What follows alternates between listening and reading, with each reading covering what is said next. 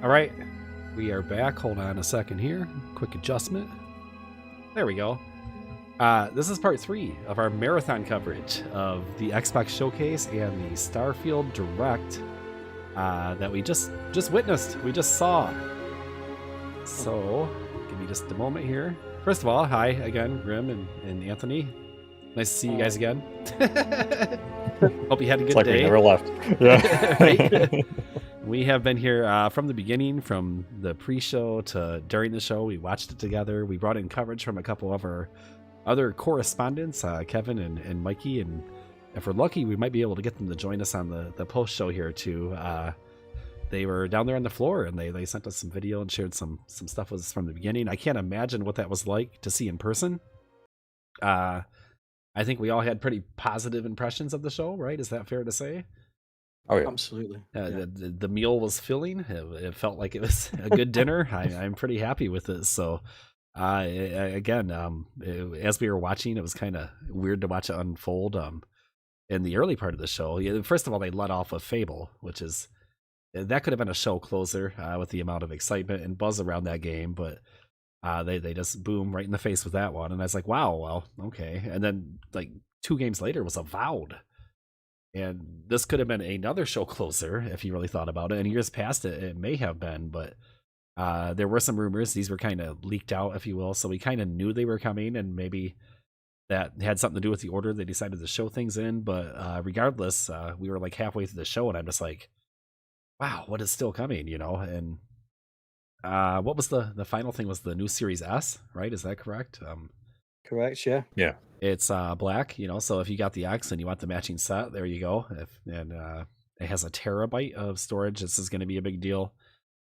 We know that one of the frequent complaints with the Series S is either having to use an external drive, the expensive but a little more reasonably priced official expansion, now that we have storage expansion, now that we have multiple third-party manufacturers, or like I said, rotating games through network and that kind of stuff. So that's going to be a big plus, I think, for people that want to get in. It's $50 more in the US than the normal Series S. I think we saw it marked at $350.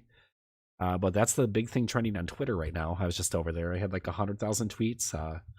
It's beating out a lot of the other news we got today. So let me just start with you guys and ask you, what's the big thing that you took away from today's show? And we'll start with Anthony, because he's dying over there in the UK. I can tell. Yeah, they're having a heat wave, and he just informed us that it's not something they're used to dealing with. So melting. It was almost too much to take in. Okay. Like you say, it started with the 2 big hitters, Fable and then Avowed came third, but then they hit you with some really cool stuff, like things that personally I wouldn't have been interested in, but seeing the games that I haven't played, Flight Simulator, what they've done with Flight Simulator just really is just brilliant. They've taken a flight sim game and added, I think in the stream you said objective. What sort of term you used? Yeah, no, objective gameplay, and not like objective, not talking about opinions, obviously, but like they gave you goals. But that's good for me. That's things that I like. I like that. It's that would get me. That's drawn me to it. I'm gonna now download Flight Simulator. I'm gonna give that a go. Yeah, because a flight sim game for me, as much as it's beautiful and people keep saying it's incredible graphics, it's just not my thing. But that is my thing. Like I was watching, this looks great. Like you've got stuff to do. It's in this world. Sure, and that's something that would never have been on my radar before. As was the Monkey Island crossover with Sea of Thieves. Sea of Thieves is a game I left behind a long time ago. We played it at launch with some friends, and just like things move on, don't they? And I just left that behind. Hey, nostalgia. I always say it. Nostalgia is a hell of a drug. I mean, if you can bring anyone back to their childhood, that's a special kind of magic. I remember switching 10 discs on my right, Amiga 500 floppies. Every scene you entered, it was like insert disc 4, insert disc 8, and I was like, but I worked my way through those games, and I loved Monkey Island. So I'm going to go back into Sea of Thieves. Just amazing. Sure. Yeah, and I think the flight sim one was a good one to highlight, because that kind of caught us all off guard. I'm like, what is this? And like we're just like, hey, that looks like fun. And what they're like landing the top of like an electrical tower or something like that. Like it was kind of construction stuff. We saw crop dusting. We saw these different things that flight is used for, but in a way that There's one where, there was one where you went to go and pick up injured people from mountains and bring them back. Oh yeah, And there's like an was ambulance. Red Bull Racing. Red Bull Racing was in there. And, sure, if you've seen the speed races, like the Red Bull stuff, where it's like they weave the poles and that kind of stuff, that's in there too, and that's awesome. Hot air balloons over the Serengeti. It was just amazing. It was just Hot air balloons. This is so innovative. Like it's so creative within the ecosystem. Because the guys, those developers were making a flight simulator, and now suddenly they flipped. Right, they said it's just a totally different ball game. Amazing. That really blew me away. It was incredible. And I mean, the second game I think was possibly second or fourth. I'm just looking at my 33 Immortals. That looked great. 33 player co-op. That might be the most interesting game to me, just because they're going outside of the box. They're trying something that is very different than anything that I really know before. And I'm sure somebody will probably point me to a mobile game and be like, "Oh no, they've been doing this for but it's the first time I've seen this concept." How much Hades was so popular and so great, and it just totally immediately, as soon as I saw it, before I even saw any of that stuff, I just thought, this looks like Hades. This looks great. And then they announced this like 33 player co-op, and we saw that sort of actual gameplay, and it again, games that we didn't know about, just thrown in your face. Well, you see that 33 player 33 Immortals is the name of the game, and at first when I saw it, you're right, I was like, boy, this kind of looks like Hades. It was a little more top down and less isometric. It's like straight overhead kind of. And if you're watching on YouTube, you can see this. But then I started thinking about, well, how does this compare to Fall Guys? Because that's what I started to kind of get a vibe of, because it's 33 people rushing forward, it looked like, and kind of battling through a level. But I have a lot of questions, and that's the game that kind of intrigued me the most. Just it had that raid mechanic, didn't it? That you're into. I know you're into. Oh, sure. Yeah, I do love. I love social PvE. Yeah, I do. Yeah, that's a fun mechanic to me. So it's 33 player co-op. And it remains to be seen how that really works. And you actually raised an interesting idea where you mentioned Fall Guys. Imagine if there is a mode where it's like last man standing, but like you can't attack each other, you just have to survive the boss fight, So it's still co-op, but it's like who's the last one to be alive and gets the most loot. That would be really fun. Yeah. That does sound like a good time. So it's definitely one that stood out today. So there were a lot of great games today. We'll try to hit all of them as we're going through, but let me kick it over to you, Ivan. What stood out for you today? Well, Path of the Goddess. As soon as I saw that, I'm like, that's definitely a game I'm into, and like, that's one that I had no idea about beforehand. So going in and seeing Path of the Goddess was pretty exciting. Yeah, there were a lot of world premieres today. I had like that soundbite. It feels like they retired it last year, and this year they brought it back full force. So that looked awesome. Yeah. So like, because the other games I've been excited for, I've always been, excited about Hellblade 2. Pretty excited about Avowed, so I was happy to see more of that. Always been excited for Forza Motorsport, but that game, the Path of the Goddess was the one that caught me off guard and got me really excited, because I was like, where was that at? And to be on Xbox Game Pass, pretty cool. I want to say Star Wars Outlaws, but because it was such a CGI trailer or in-game footage, I really don't know if I'm excited for that. I'm excited by the idea of it, but we'll have to see more, I guess. the concept. Yeah. So what do you think of Avowed? Avowed, I mean, everybody's been waiting for Avowed. What's your takeaway? I mean, it's definitely the high fantasy type game that I'm looking forward to playing. I kind of like the art style to where it's like very visually, like it has like the bright highlights and things like that. So it's very visually appealing. I think that's going to look amazing on OLED displays, which I look forward to. The thing I worry about is if it has sort of the Outer Worlds issue where the gameplay was not the best. And even though it's very, breathtaking to look at, it makes me not want to play, so I'm hoping that's not the case. What we saw looked pretty fun and engaging, but sometimes looks and feel are two totally different things. Yeah. But I mean, it still looks really good. Like, I want to learn more about the world, and it just seems like right up my alley for the high fantasy stuff, and just like Obsidian knows how to make characters, so I know the characters are going to be good at least. Sure, and it does look. The characters look awesome. The environment looks really, really good. After seeing Starfield, suddenly the bar is astoundingly high. But this game, I'm looking at it right now. It does look good draw distance, good detail, good character models, like you just said. Like it looks like a lot of creativity there. The combat looked a lot like Skyrim to me.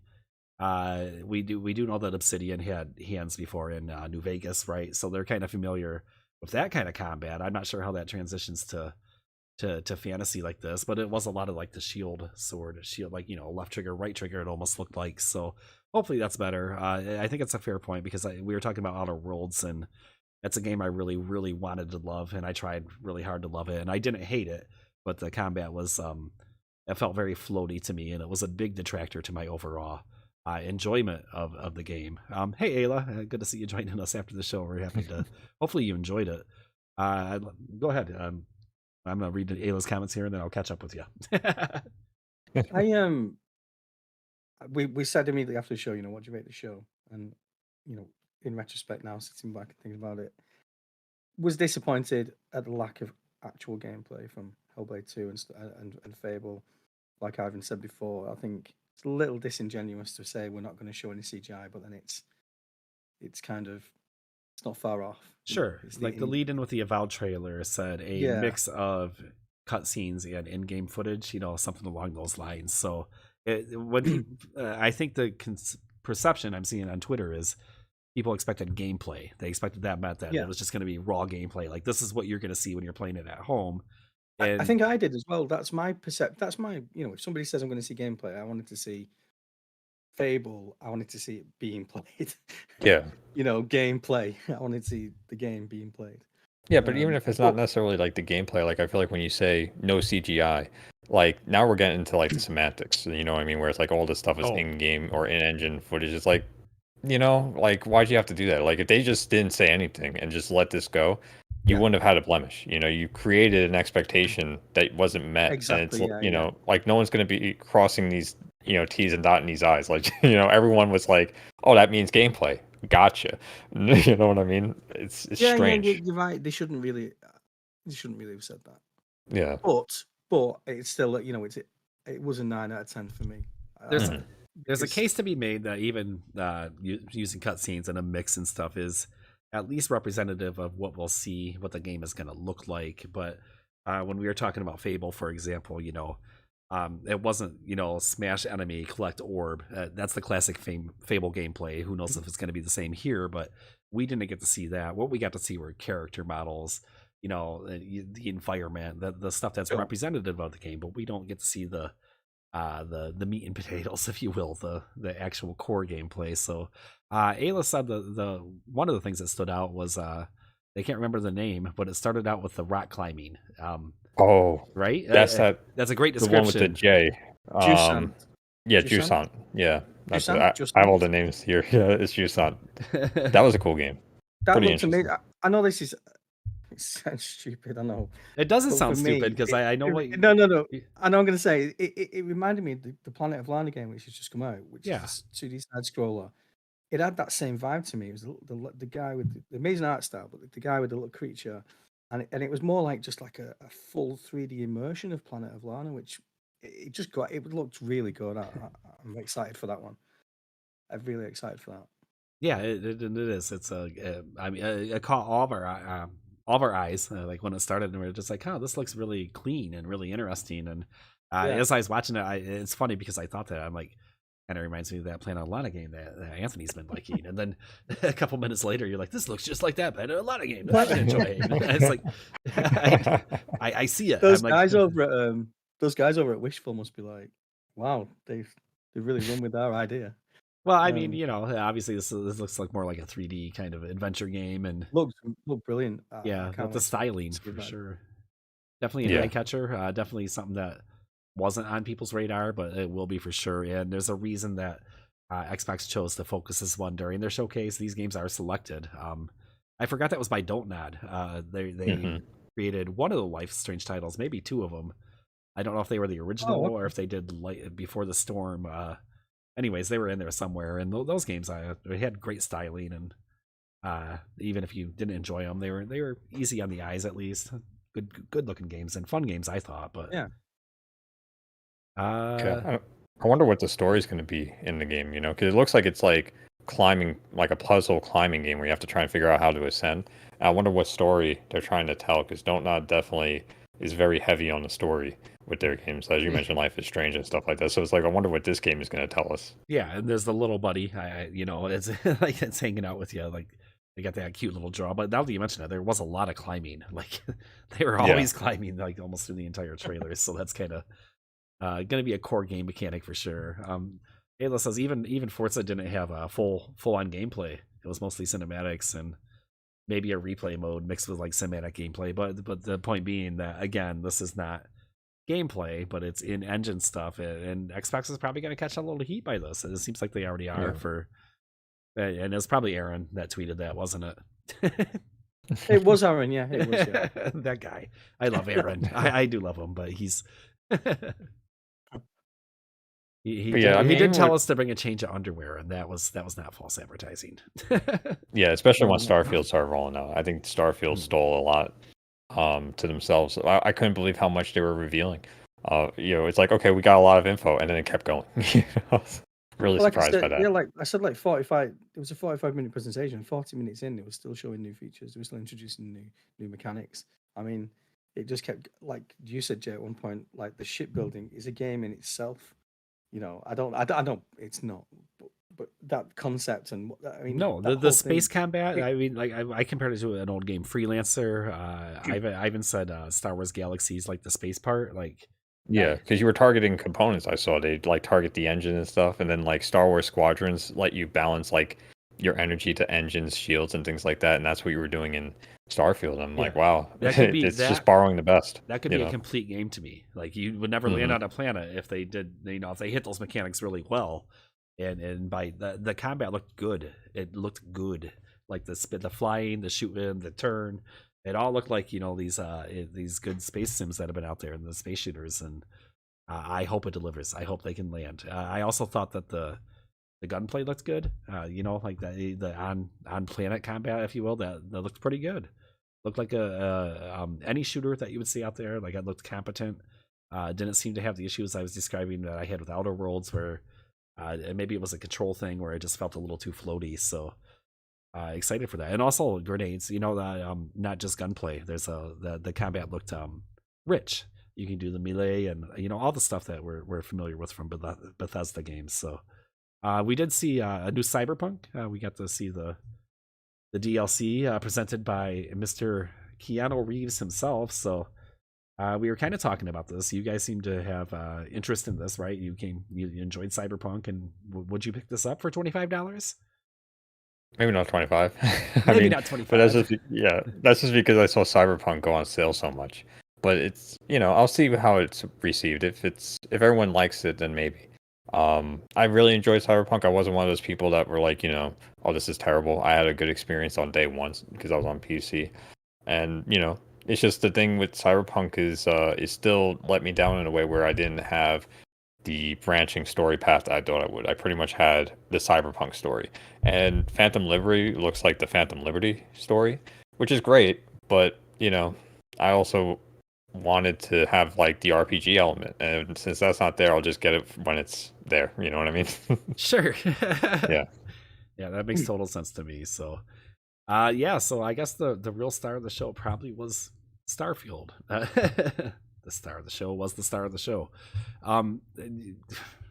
Let's look at what else they had on here. Clockwork Revolution. That's one that stood out to me. I really liked the look of that one. It seemed interesting to me. Something kind of new. South of Midnight we were talking about just a little bit ago. That was the one that started with the banjo player guy. Also, it looked like a lot of cutscenes and CGI. Hey Nate, how you been, guy?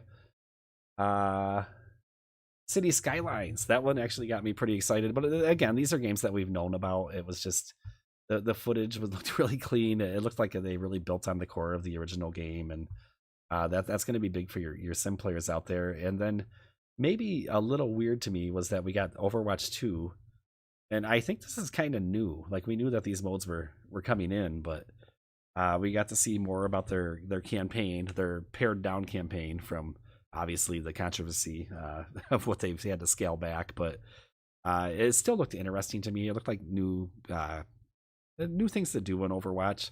Some of it almost looked like it was like a time trial thing, like shoot 6, robots and try to be as fast as you can. But that's interesting. It's good to see that they're still trying to expand that game, even though we're all familiar with it's not really Overwatch 2, right? It's still Overwatch. So I think Yeah. that's the big complaint. But what is new is the new Like a Dragon, even a new setting, right? So that's pretty exciting. That was my maybe that's the trailer that had me laughing the most. That's absolutely for sure. Yeah. Washes up on the beach nude, and obviously there's a language barrier. It seems to have landed somewhere in the Western Hemisphere, if you will, and just very comical, very great. Every like strategically positioned like items as he's walking down the beach, and there's like I said, the language barrier was interesting. Like he's speaking in his native tongue, and everybody else is speaking in English, and it was just really. I'm excited for it. I told you I've just recently fallen for Like a Dragon, and I'm glad to know that there's going to be more. The humor in those games is just incredible. Anyway, it's like they are so funny. They're so. I Like a Dragon. Was just. It's like nothing else what I've played. Yeah. It's so off the wall. Like you don't expect anything that happens. You're just like, what is this? This is insane. The conversation, the dialogue, the back and forth, the things. It's infectious. That's the word that I keep coming back to. Like even the very funny. I wanted to hate the protagonist in Like a Dragon, but after like a minute and a half, I'm like, can't hate him. I love him, and it stayed that way through the entire game. Like even when he would do like things that might be considered like a little douchey, if you will, like I was just like, no, like it was for. You'd find out there was a good reason, or like it was always from the good heart, and that's really easy to get behind. So, yeah.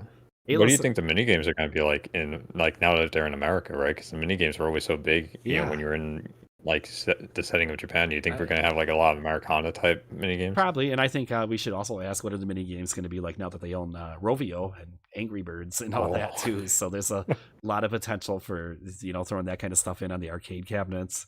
I know when I was playing the Like a Dragon, the one that's released anyway, and my daughter came down at like 2 a.m, and it's pretty late for me, later than I usually stay up. And I was playing the claw machine in the arcade, and she like walked by and she like looked back at the screen and she's just like, "What are you doing? Like, why are you still up?" And I'm just like, "I can't quit. I don't know what this game is, but I can't stop playing it." So she's like, "There's like a claw machine in there," and I'm like, "Oh yeah." And I backed out and went over to the next one. I'm like, "Hey, this is Virtua Fighter." I'm like, I used to play this when I was a kid.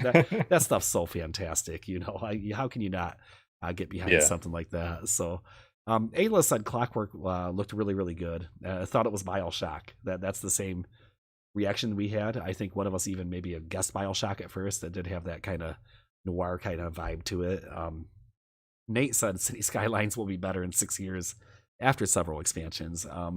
That's not really a knock against the game. I think it's just how they build out you get the core city mechanics, and then they really add in the layers to produce varied gameplay like seasons or different branches of government, or I think like the previous ones were like subway systems and that kind of stuff. So that's a good point though, because if you think about it, like The Sims usually has a lot of detractors because they'll come out and all the expansion packs are just wiped. So if City Skylines 2 comes out and everything that they built up from the first one is like, oh, now we're doing it again, all these are re-released, that would definitely bring some ire, if you will, Yeah, and you know what? It kind of goes back to what we were kind of talking about with these Game Pass games. Like, it looks like they're all looking for alternative revenue streams, which might be kind of the what's the opposite of a silver lining? Kind of the tinge to the Game Pass system is that we so these games are going to be monetized in some way, in some form, usually.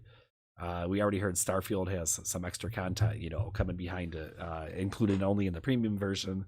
If you have the Game Pass version, you pony in a couple bucks and they give that to you. So I'm not a fan of it, not a huge fan. I understand why it's happening, and it might just be kind of like, you have to take the good with the bad kind of thing. It's just kind of a trade-off with the service. So Ayla says they were shocked to see all of the Persona stuff. Not really their type of game, but I'm super happy for the people that love the franchise and are getting a whole bunch of it. Yeah. Like every other game was Atlas. Like I felt like at one point during the show. Yeah. I'm saying how many games can you develop at one time? Yeah, Anthony did ask that like during the show. It's just, what are these people doing? the studios focused on one thing, or maybe two of them at a stretch, but then it just kept coming. Atlas, Atlas, Atlas. It's good. It's a good thing. It's a great Yeah, thing, and all of the games look great. yeah. Well, I was surprised that they came out with like Metaphor, right? Because like, even with Atlas, with them having so many games, you see like Persona 3, it's like a remake. You see like Persona 5 Tactics, they had the Persona 5 Strikers, like I mentioned before. So like these are, sort of their own thing, but to make a whole new universe, interesting. I thought they would have maybe decided to port like Shin Megami Tensei or something like that. Like that would be an easy, here you go on Xbox and Dunzo. But yeah, making a new one on top of all these side projects and other games going on, it's like I don't know how this is doing it. I really don't. They're definitely gonna be eating well though with all these personas, especially since they're all like 5 centric. Well, and like I said, I'm not a big Persona fan either, but I sure do love seeing Japanese developer support for the Xbox system. Somebody we talked about the things that haven't been coming here: Mega Man Battle Network, Final Fantasy mainline games, and obviously the situation with Square. But so maybe Atlas steps in. Maybe some of these other developers step up, and more power to them. I hope they find success and maybe get other people reconsidering whatever deals they made, or whatever reasons that they're maybe throwing a little shade our way. Maybe that's probably being dramatic, but at least not choosing to bring their titles over to the Xbox side of things, because there's a lot of gamers out here who are probably in our age group and mine especially, that grew up with JRPGs. It was a big part of gaming, and they're on Xbox now, Yeah. and they're still going to buy those games. And I know we get into the, oh well, they don't sell as well on Xbox, but they still sell. A lot of them still would do just fine. I guarantee a Pixel remaster would make a ton of money for Square Enix on Xbox. So hopefully we get to see that someday in the future. Yeah, definitely. The demo. I don't know why I said demo. The game trailer for Still Wakes the Deep, the oil rig, the survival horror on the oil rig. That caught my eye.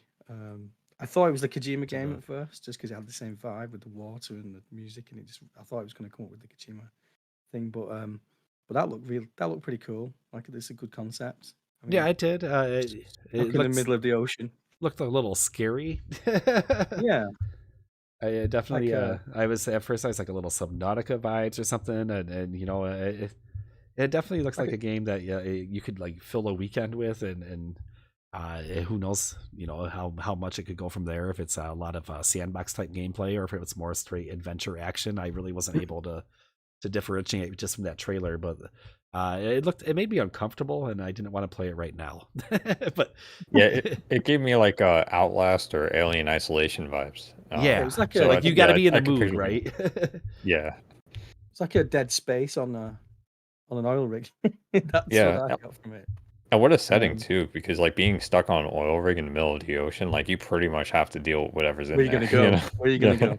Right, Exactly. and it starts with you getting like kicked overboard, which is never a good thing when you're on an oil rig, at least in my experience. So, No, not really. so yeah, that was a good one. Metaphor is one that we also hadn't really talked about yet, and that was the Atlas game that was not Persona, right? So I guess we did talk about it a little bit, but Yeah. it did look interesting, but the style looked exactly like their other games, right? Like Atlas, we talked about, it has a very a similar style for almost everything they did develop. Yeah. It's like the UI, isn't it? Like when you're watching for me, it was the attack, the way it displays on the screen with the attack buttons and the options. It's pretty much a mirror throughout all the titles. Yeah, I've that's seen. Very flashy. Yeah. Is that a good thing up? I think, I don't know, but yeah, all of the just games just looked interesting to me. It's the games that I would definitely try, and again, they're all on Game Pass. Mhm. Everything that was the other thing. Even the third-party games, they were all like coming to Game Pass. If we weren't getting the world premiere, we're getting all kinds of flavor text today. Yeah. And I hope. I'm I'll go. going to try and say this as unbiasedly as possible. I don't know, it's not going to come across well, but when I watched the PlayStation Showcase the other week, I don't have a PlayStation 5, and I remember saying to you guys, I was watching it thinking that by the end of it, I'd be like, I need to get a PlayStation 5. And I didn't get that at all. There was nothing in that did it for me. That made me think I want to drop 500 sure on that. And for me, we've talked about this. Go ahead. If I didn't have an Xbox, I think after watching this showcase, I would be tempted to buy an Xbox. You know, especially after the Starfield Direct. But there was enough in the showcase. If I didn't have one, I think I would think about one, especially with the S, than the price of the new Series S. Yeah, I think the Series S would be the thing that would tip me over the edge because, like, you know, that's a great price point. You get a terabyte. It's like, okay, if I was hesitant before, maybe now I would definitely do it. But like for me, someone who like PC games, I don't know if this showcase would have been like, oh, now I gotta go get an Xbox because all of them are on PC. I think that's kind of nice in a way. But like, I think that new Series S would have been like, well, at that point, might as well, you know, because the other Series S was like too little storage for it to be. Well, I can't play all these games. Like September will definitely destroy the storage of the current Series S. You know, but we just as we said earlier, we've seen the minimum specs for Starfield, and you told me that was pretty much a Series X, which a comparable cost is $1,000 to you maybe. Exactly. Yeah. You know, so, but Starfield will play on the Series X at $350 or and the Series S, yeah. So, and the Series S. Sorry. How much is the Series X there? I'm not sure. $450. I think it's 500. Series flat. X still 500. Yeah, the US market the prices haven't. That's half the price. That's half the price of the PC you quoted me that would be needed to run that game. Sure, if you were going to go the PC route. And to be fair, I mean, obviously a PC can do a ton of other things that an Xbox can't do, and that's where the price kind of comes in there. But just from a pure technical aspect, if you wanted to play Starfield and you needed to buy some hardware and the game, I think the Xbox Series X makes an appealing option there. Absolutely. And I think if you go and buy it on the PC, I don't think Xbox cares because they're happy to have you in the ecosystem. They're happy to, if you want to stream it on Game Pass on your fridge, they don't care. Like, knock yourself out. If that's how you want to play Starfield and you sub to Game Pass, like this is obviously the big game plan for Xbox now. Look at the cheapest option. You just subscribe to Game Pass for $15 a month, and you stream it to you can play on your phone. And you know what? You know, it's a pretty okay experience streaming from Xbox. If you have the good internet, it's not too bad for a lot of games. Yeah, and that's like kind of like what I'm like basically saying is like what's cool about Xbox is like with PlayStation Showcase. I think it is very much that mindset, like, here's a showcase to sell to PlayStation, or this is why you should own a PlayStation. But with Xbox, it's like, this is why you should have Game Pass, basically, is like the bottom line. And whatever you use to get on Game Pass is up to you. Here are like 4 options, Series S, Series X, PC, cloud. I think that's pretty cool, because it's like now you're not really like forced into anything. So you don't have to buy anything. You just have to subscribe or think the games are interesting, or you don't even have to subscribe to Game Pass. If you just want to play Starfield and you're like, I can just put my $60 to that, good. But remember, it's not been long announced that Game Pass is being integrated into Samsung televisions and other devices. Everything we saw today in the showcase, if I spent, I don't know, I keep using these dollars, I don't know, but if I spent £12 a month, £11 a month actually, $10.99 is in the UK for Game Pass Ultimate, and I had a Samsung TV, I could play all these games. I could play everything that I saw today, everything for £11 a month with no hardware.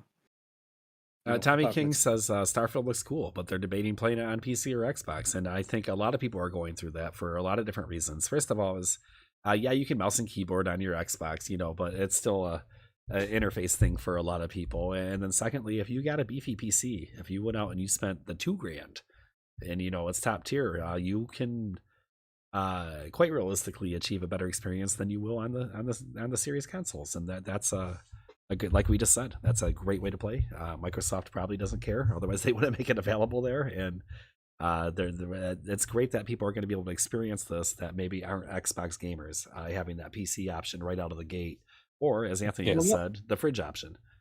And also usually, go ahead. No, you go. I was going to say, usually these games are like play anywhere, right? So, I mean, you could technically do both. It's just whatever's convenient at the time. Just like, I'll just pick up my PC save over on my Xbox and keep going. That's the real golden answer to all of this is the convenience. That when I crawl into bed at 11:30 with my phone, and I'm just like, I'm sleeping over here. You said on the stream, Jay. You said on the stream when it was on. And I'm not a PC gamer, so I don't own a gaming PC, so I don't, I'm not really clued up on this. But you said if I had it on PC, the frame rate is that right? Is it uncapped? Could I would Starfield, if it's 30 on the console, is that the case on PC? You can just, if you've got a powerful PC, it just runs at a higher frame rate no matter what. Yeah, usually.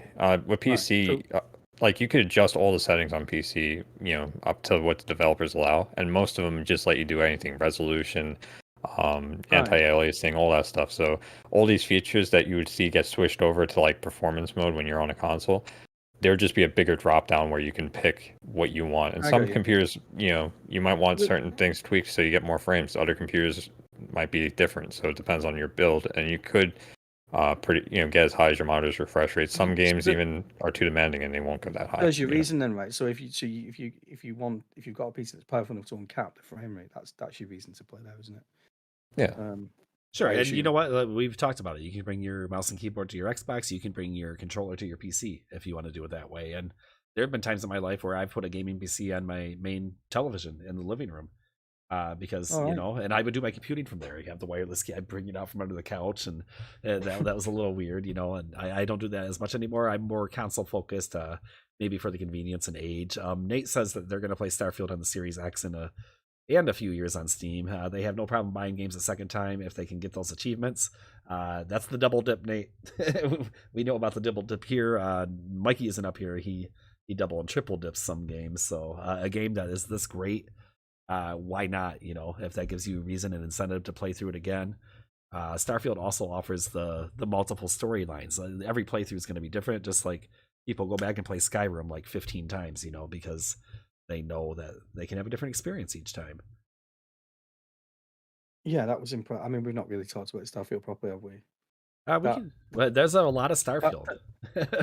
Yeah, a lot of Starfield. I mean, it just blew. It's just incredible. I mean, if it delivers, if it really is what we saw, I mean, what a vast game. It's going to be just incredible. I'm struggling for words to say. Yeah, are you awestruck? Did it floor you? Like I said when we were watching it, it ticks every box from it. Like you said about Star Trek. Growing up, I'm a sci-fi fan. And most of my favorite games like Mass Effect, No Man's Sky is incredible. It was like a mashup of all these incredible influences. Going right back to like you say, to Star Trek and shipbuilding and all these. It was just so intricate and so vast. And at the beginning, it said 25 years in the making. Well, I think they're being a little, they're like, I know, but they're bringing in their the Fallout and Skyrim stuff. Like all of this is a culmination of this game. So it's everything. It's everything that you love and they've learned about, world building, just taken to a level we've never seen before. Yeah, like I mentioned, I like that they went with the analog and like the more like retro style of sci-fi, because I think if they did the whole here's a screen and keyboard that are just projections and stuff, like that would take a lot away from it. Like at least this has some sort of like presence in the world. Like there's a keyboard and there's a screen and here's your ship. If your ship was just all like Tony Stark's Jarvis, I think I would have been like, I don't think I'm really into this game. No, everything had weight. You want buttons to press. Yeah, but I mean, there's so much. Yeah, just talking about the systems, like every single system to me, when we were talking about the space part, right? That's like that could be its own game. When we're talking about the base building, that could be its own game. The ship, it's not just building your ship. And one of the things that got me is when they showed you walking up to your ship and just how big it was compared to you, like giving you that sense of scale. Imagine building a ship and then watching it fly for the first time. You're like, oh my god, there it goes. Like that's amazing. You're watching it lift off in a cinematic cutscene or something, and he's like, "There's my baby," and it's that kind of thing. So, but then you put a crew in your ship. Oh my goodness, and they all have different skills that might make your ship perform better or be able to help you with salvaging, that kind of stuff. So okay, well that's just shipbuilding. Well, we didn't even get to settlement building. We didn't even get to the 80,000 other things, the character development, the perks that you can pick. A lot of these Bethesda core mechanics that we're familiar with. So Bethesda games have always been like a mishmash of systems, and the magic of them is that they all somehow function together as like in unison. We get the bugs, we get some weird stuff, and I'm totally expecting that in Starfield. I don't care what anyone says, you're gonna have some wonky stuff happen. You know what yeah. I kind of want to do, because I played Morrowind and like completely destroyed my single player playthrough, is I want to get my ship with the crew, dock on another ship, steal the ship that I docked, bring it over like a star, like a sun, drop my ship into it with all the crew in it, and see if the story still lets me progress. If they just all blow up in the sun. You're gonna try to break the game? Yeah. That's a fun thing to do. That is a fun Yeah. thing to do. So one of the things that caught me was the food detail, something that I've never really noticed that I love about Bethesda games until they bring it to your attention. But I'm like, I love that. Like the can of beans looks like a can of beans. They have labels, and you pick up items and you look at them. Like they're very into detail. Like all that core Bethesda stuff really seemed to be there in spades. Yeah, it was just it's incredible. It's incredible what they've done. You know, how do you create a universe? You know, Mhm. and from a granular level of a tin of beans up to a solar system and beyond, and keep the same level of detail. And it's just incredible work. If this The Yeah. artists, such talented people. Yeah, if it's that create the games. 75% as good as it looks, it's going to be like an 85% or better rating for me, if that makes any Yeah, sense. Like, there's so much promised here, and if they can deliver on even a sizable portion of it, it doesn't have to hit everywhere. Like, I'm okay if it misses at a few spots, but this looks like a game that's gonna consume a lot of people. It looks like a game we're gonna be talking about in 5 years and maybe 10 years, just like I Skyrim. think so. Yeah, definitely. And I think about expansions going forward. We talked about 1,000 planets over procedurally generated. You could have entire campaign story expansions based around one town on one planet. You know, we've not talked about how each town is its own biome in a way. You know, like with the Wild West town and the cyberpunk town. Sure, the different Yeah. characters, and then you Just saw the cowboy in the crew, like they get recruited. insane, yeah. I I mean, you wonder. could create an entire expansion around the Wild West town on that planet, right? Or they talked about characters. You could take each character has side companions have their own quests. You could create entire DLCs around a particular character. It's just endless. It's infinite opportunity to take this on for years and years into the Right. future. Not only is this a You know? game, it's a canvas. Sorry, Grim. Exactly. I wonder if, like you mentioned the Wild West and like how there's the Cyberpunk. I wonder if they have their own like granular details where it's like their own type of can of beans or something like that. Like, That would be amazing. yeah, That would be 'cause- amazing. and They then would you, have to. They would have to. They would Well, have to with in their order to native take the vegetables promotion. and stuff. yeah, imagine you try and sell it at like a different colony, like a different space system, and they're like, I don't even know what this is. It doesn't have any value here. You know, that would be really funny. It's like, oh well, now I'm stuck with this can of beans from Wild West world. Like, you know? Another great thing was the creatures. They went into a little bit of detail about them, how they didn't want them to look generic or too alien like, and what they showed looked. I can't describe them. I know what I saw, but that's how good they were. This is a good thing that I can't describe them. We saw the octopus, Mhm. There was a the land land octopus. octopus. Yep, there was something that looked like a crab, We saw but it wasn't a there was crab.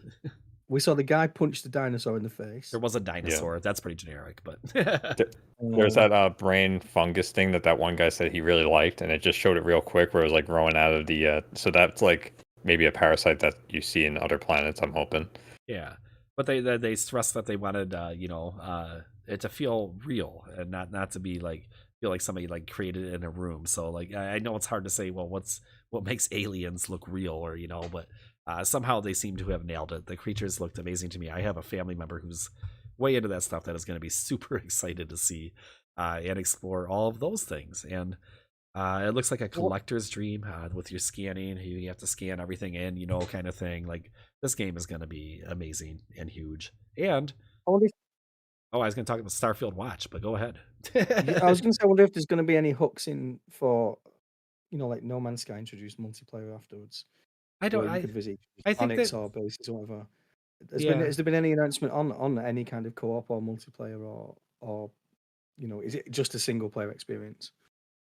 I think it's just single player. Yeah. It's Bethesda formula. Yeah, I mean they said it's a Bethesda game through and through, so I don't think we can expect them to stray too far from the formula. I do think some of the No Man's Sky stuff, I do see the comparisons, but I think once this comes out, like people are going to see that it's different in a lot of ways than what No Man's Sky is. So I think it's a little bit unfair. Seeing more of the game, I'm starting to believe that that's going to be a criticism that kind of fades away very quickly. Yeah. Sure. Sorry, you're going to talk about the watch. Oh no, there's a collector's edition that we did see that's available now in some places. We saw Game Stop in the US and possibly the official Xbox store. I might have saw a link in Discord.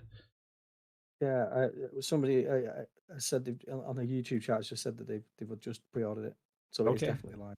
We don't know if these are limited, but I would suggest getting in there early, just in case if this is something that you wanted.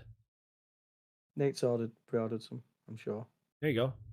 But yeah, all good. I've just checked in the UK because there's nothing in the UK yet. I can't pre-order it. Nothing from Game or any of that stuff. No, so no. Ayla says they hope that it makes Skyrim and Fallout. We're talking about Starfield.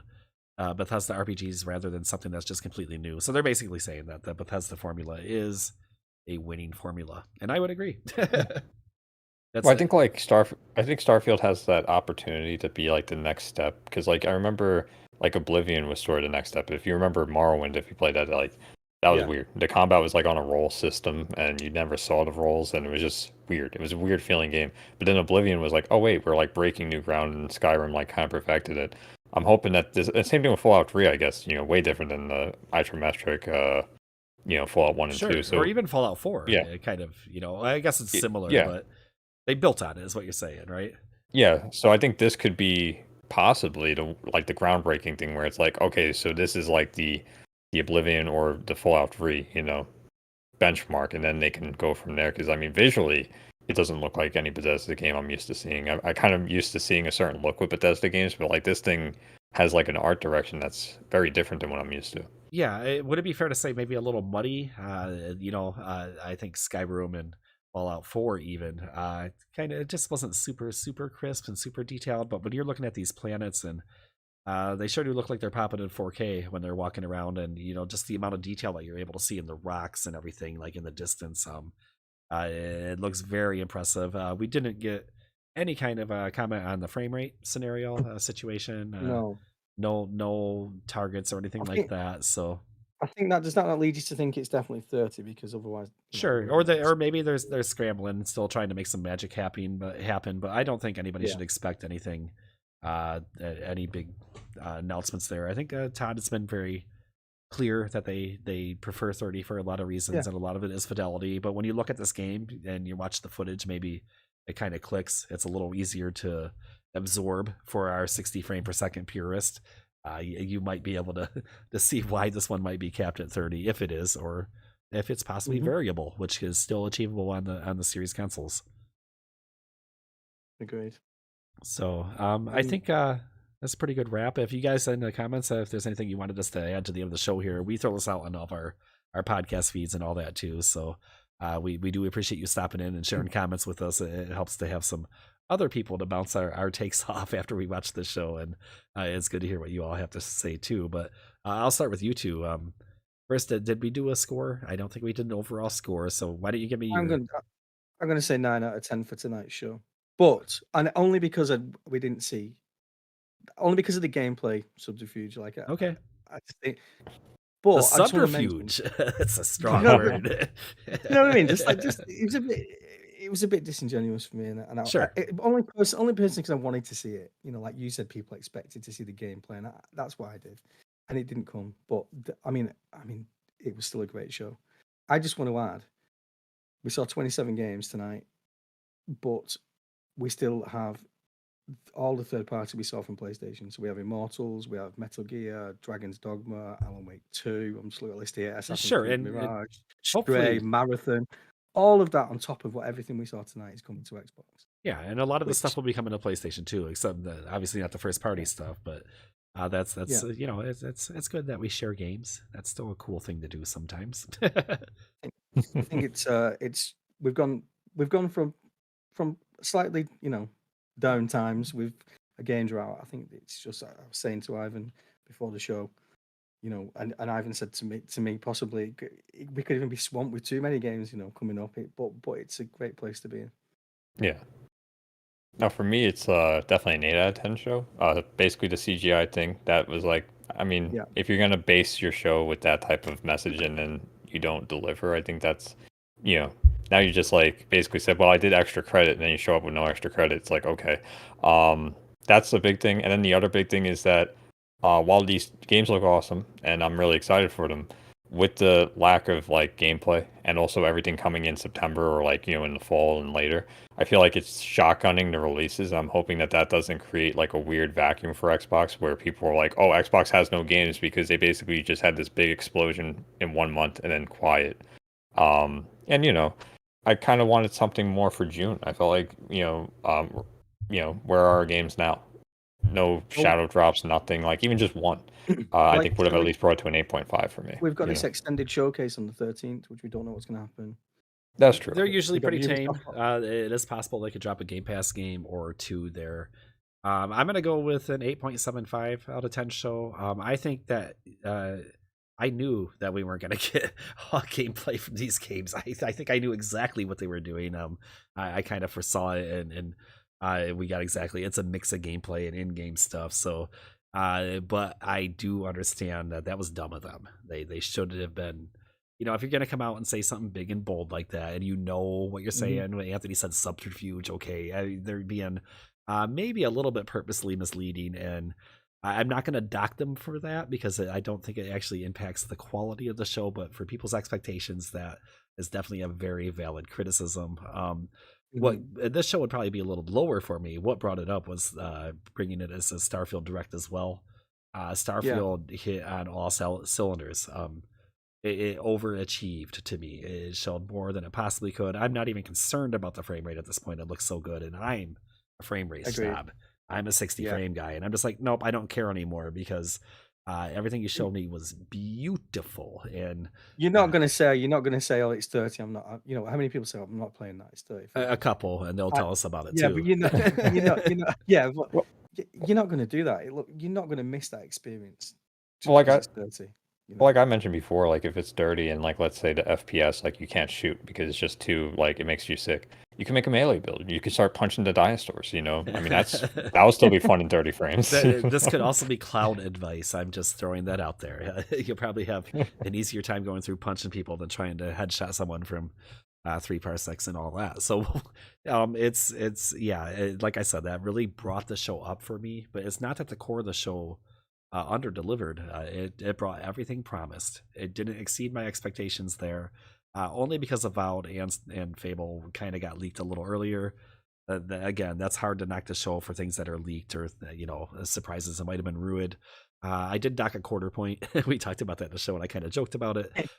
Same thing that Ivan was saying. No surprise drops. We love surprise drops. Those are fun. You can figure something out to give us one. Hi-Fi Rush. There are titles we know coming. What we're not mentioned. We got Indiana Jones with the Kojima title. Sure. There's stuff in the bag. Big games. Well, yeah, we saw something on Twitter about something that was actually listed in the show wrap up that didn't appear in the show. That might have been a little bit of a flub by somebody, and maybe we'll see that in this extended show. Is that tomorrow, the extended show? 13th. 13th, yeah. Okay, yeah. Fine. Don't know when that is. When is the 13th? Tomorrow? That's Tuesday, so not Monday, but on Tuesday. So if you're at work, throw it on the background, listen, and see what they're chatting about. They're usually. I'm a big indie game fan, so I do get into those a little bit. I love seeing the creative individual works, and I will. I'm excited to see it extended. And what else they bring? Sometimes they bring in like detailed Forza, dives and that kind of stuff to them too. So it's going to be worth watching out for if you're into that stuff. So that might be where the Forza gameplay would be, like kind of how we're mentioning it was like a mix of replay and things like that. They might go more into like, well, here's an actual race, and here you go. Yeah, that would be a big deal for some people. We need to get Ayla to weigh in. I just want to bring in here's their show recap for us, and they gave it a 7.5 out of 10, simply because it felt like this year was kind of really empty for Xbox. Nothing was really announced until September, October.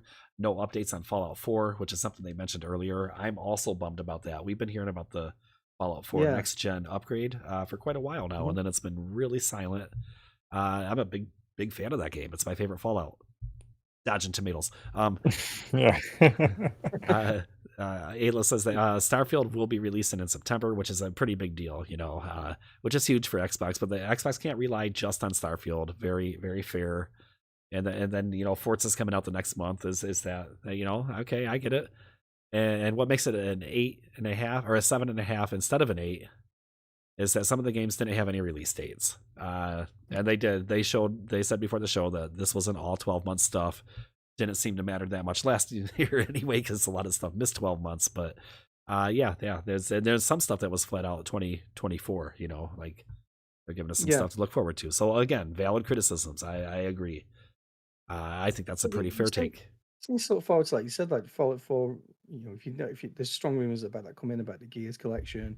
Like we said, Indiana Jones, Kojima. There's so much stuff that we don't know about that is definitely in the bag that we're going to hear about soon as well. On top of all of this tonight, I think it's I hear these concerns about. Ivan's been kind of vocalizing it, and there's definitely some validity to it, but about maybe Xbox splurging all this stuff out there and then being like, oh, Yeah. not having a lot to follow up on. Now Phil has over and over and over again said that he has this 3-month thing where they want like a big Xbox title every quarter, something that's gonna move the needle for people, if you will. So we will see if that remains to be a thing. Let's look at this year. We have Forza and Starfield.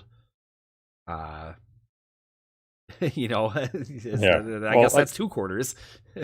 But even though they're coming in the same quarter. And that's kind of what worries me a little bit, right? Because like Xbox is starting getting a reputation of like empty promises a bit, especially with the Redfall fiasco not too far behind. I'm hoping they're not setting themselves up again, with something like this where it's like, oh, here's 2024, and it's like right now we're like, well, we got games in fall, but like after a showcase, we should feel like, man, we're ready to have that 3-month cycle that Phil was talking about. Yeah. Like even if it was like, okay, well, here's January 2024 and here's this 2024, it's just like 2024 maybe. Well, in the grand scheme of things, it does help when somebody pushes out Diablo and Street Fighter 6 and the third party can fill those voids. It's important to we've stressed that many times. It's important to keep that third party support and keep pursuing it. Sony's very aggressive with their deals and marketing. There's no reason Xbox shouldn't be chasing down Square Enix and being like, what's the number? And maybe they have. We don't know that they haven't, but they at least make a play and just see what's going on. And we have a potential huge acquisition about to happen. True. That will blow everything out of the water. That's going to take a lot of time to fully bring in, but I think it would be fair to expect. If they brought the Call of Duty library back, this doesn't even mean that much to me, but I know it would absolutely blow minds. Yeah. Oh, Game Pass. Well, I mean, again, that's the first time we've mentioned that tonight, right? Everything's been ABK up until this point this year. Yeah, no, it's great. It's great to have things. But now we've had all that tonight, but then you think, oh well, that deal could drop. That might be my favorite point today, Anthony, is that we have so much to talk about and none of it is ABK. So things are going okay without Activision and Blizzard. Like there's enough going on in Xbox land that we don't have to I hope they get Call of Duty and all that other stuff. So agreed. Yeah, that's good. Yeah, that's great. I think it is. I mean, even without that, they have an interesting lineup possibly coming throughout the quarters and stuff. But if ABK drops as well in there, I mean, now it would just be overwhelming at that point. For me, I get into the fantasy stuff, and that gets to be fun. And I'm just like, oh, what can they do then? WoW to Game Pass, WoW to console. I start thinking Blizzard stuff because that's where my heart is. But you can use your own imaginative powers to come up with your own crazy scenarios that Microsoft would have the opportunity to do. So it was great to not talk about ABK this week. And agreed. Yeah, it was nice while it lasted. Yeah, that's right. Let's all bask in the glory of this conference, and someday that saga will finally be over with. So. Well, guys, let me first say thank you to both of you for how many? Where are we at? 6 hours now? 5 hours? Oh boy! Really? Wow. Yeah. Well, I mean, flew by. Yeah, that's good. That's true. I had a good time, so that's definitely that speaks for the experience had, and I think everything was good. I can't wait to go online and just read reactions and soak it all in, like a lot of people are already doing. So. And next time, Ron, we'll have Mikey and Kev back with us, who were there. We will.